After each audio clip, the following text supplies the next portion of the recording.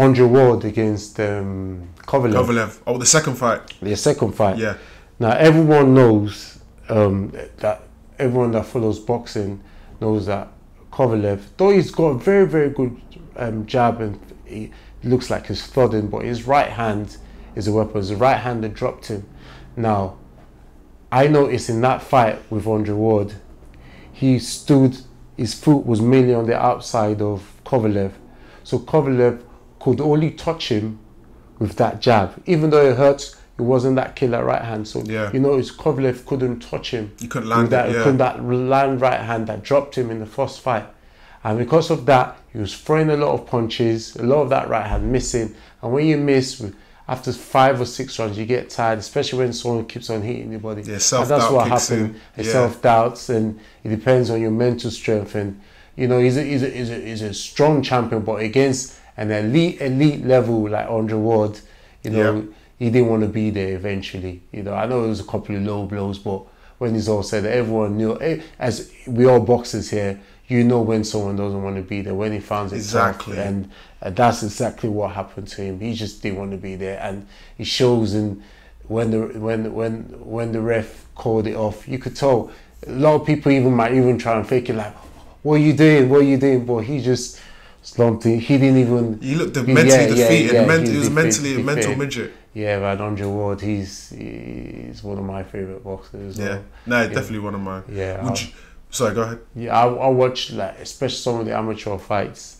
Before I start fighting my amateurs on the day or something, the night before, I watch some Andre Ward fight, or especially the one against Carl Froch, our very own. Yeah. He used a lot of his left hand. Apparently around that time, his right hand wasn't, because he had his surgery. He had a shoulder injury, right? Surgery, yeah. But he walked on his left hand, even though he's left-handed, but he dominated with that. And not to say anything against Carl Froch, because he's one of the best British. Totally. You know, I've noticed it. Everyone that fought Andre Ward, by the 12th round, they defeated. They just broken him down. Similar to Mayweather. Yeah. The only one person that really took him all the way to 12, and he wasn't, you know, was Carl Froch. And I've seen that fight so many times. I didn't notice at first, but now I noticed that he did a lot of clock watching in the 12th round, and you know, Froch. No, not Froch. No, Andre Ward. He did a lot of thingy, because Froch takes it all the way to the end. He is a warrior. All the way to the end. All the way to the end. So yeah, back to this. The Kovalev versus Ward 2, because obviously that's just happened. It's still on a lot of people's minds. Yeah. Initially, to me it did look like a range of low blows, but watching it again the second, third, and fourth time, I could actually see that he was hit spot on the abdominal area, and I could sense that, you know, the right hand had already done the damage. Everyone knows, even the hardcore Kovalev fan, that right hand, he touched him with the left and buried.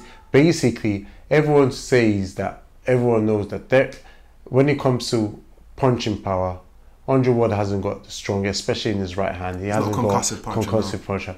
But what he did in that thing, he buried his whole body into it. His whole shoulders went into it, and he caught him flush right across the jaw.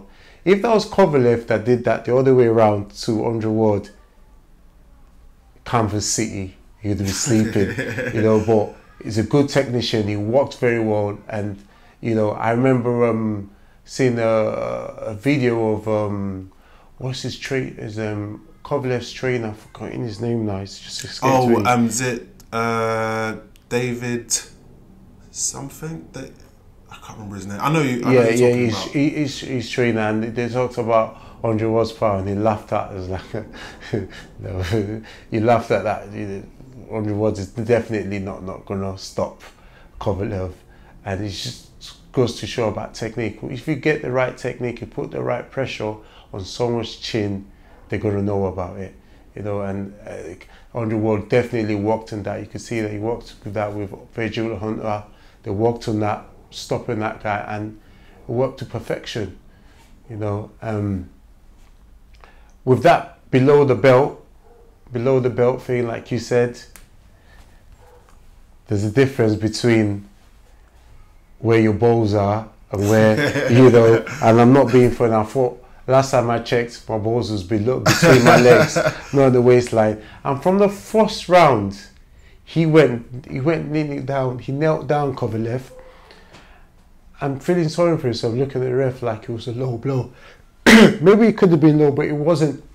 The way he reacted, for a guy who calls himself as the crusher, he shouldn't have gone there. He just didn't want to be there. I don't even think he even trained well for that fight. It was shocking. Yeah, he looked drained. It was shocking for a guy who said he's going to retire 100 ward, and he had a chance to, like, you know, rectify the problem and redeem the situation. I was actually thinking, part of me, even though I was thinking Ward might still win, but at the back of my head I was thinking, I think this guy might really knock out, just steam through Andre Ward and knock him out.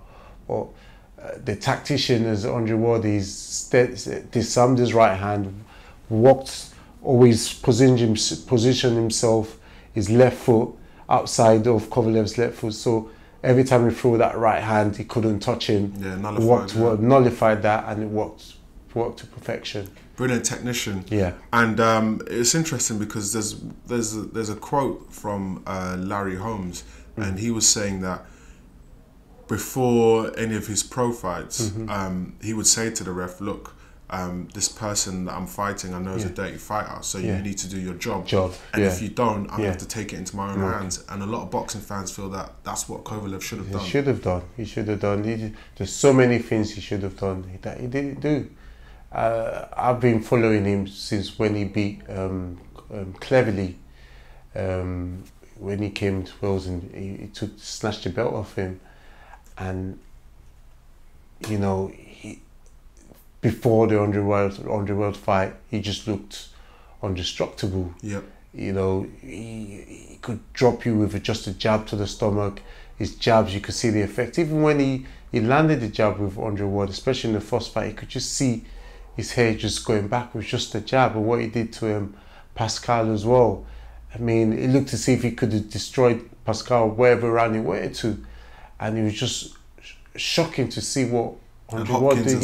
And Hopkins as well. Yeah. And it was shocking to see what Andre Ward just made him look ordinary. But I know another light heavyweight guy could go there thinking, nah, he'll probably destroy them too. It's just that Andre Ward is just the best in the world, the best pound for pound after Mayweather. Now Mayweather retired. Well, he's coming back for that McGregor fight. Yeah. But that's just we'll touch on that later. We'll touch on that one later. But right now, pound for pound, for me, in my opinion, no one touches Andre Ward. You don't go up another weight. You know, there's other people that go up in weight from like light to feather and things like that, from feather to light to things like that. It's just little thing, but to walk from like middle to super middle, but he started from super middle to go to heavyweight, light heavy, going straight to the hardest puncher there, to the hardest puncher there, and fight and win. Obviously, it's going to be a close thing, because you're going up to killer's division. Kovalev has killed someone in the ring. Yeah. You know, and you can see how much he's hurt people. And Andre Ward, for him to do that, though I was a fan, I was really, really nervous. I was thinking, I think he might have beaten a little bit too much here. And for him to do what I didn't think, I thought it might be a big thing to do. For him to do that, he's got to be the best pound for pound. Yeah, he's a complete boxer. Brilliant fighter. Complete.